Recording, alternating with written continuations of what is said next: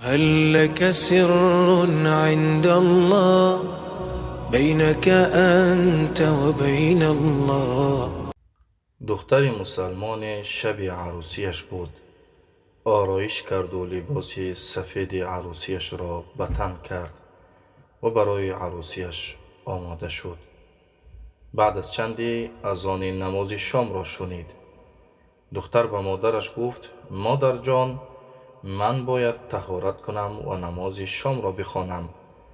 مادرش متعجب شد و گفت: دیوانه شده ای؟ مهمانان منتظر تو هستند، میخواهند تو را ببینند. با آبی که طهارت میکنی آرایشت شسته میشود. من مادری تو هستم و به تو امر میکنم که نباید حالا نماز بخوانی. اگر حالا نماز بخوانی با تو قهر میکنم. دختر گفت: قسم به الله تا نماز را ادا نکنم از اینجا بیرون نمیروم. مادر جان، شما این را باید بدانید، نباید به خاطر اطاعت از مخلوق نافرمانی خالق را بکنیم. مادر گفت: مهمانانی که در توی عروسی آمده اند وقتی تو را بدون آرایش ببینند چی میگویند؟ تو در نظرشان مقبول نمیشوی و آنان مسخرت میکنند.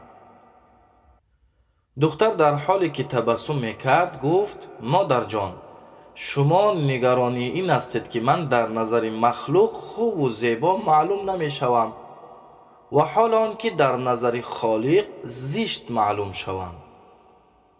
من نگرانی این هستم که اگر به نمازی کنم و نمازم قضا شود از نگاه رحمت الله میافتم. دختر رفت و طهارت کرد و به آرایش هم فکر نکرد و بعد از آن نماز را شروع کرد. وقتی سجده کرد دیگر از سجده برنخیست. یعنی نمیدانست که این آخرین نماز او است.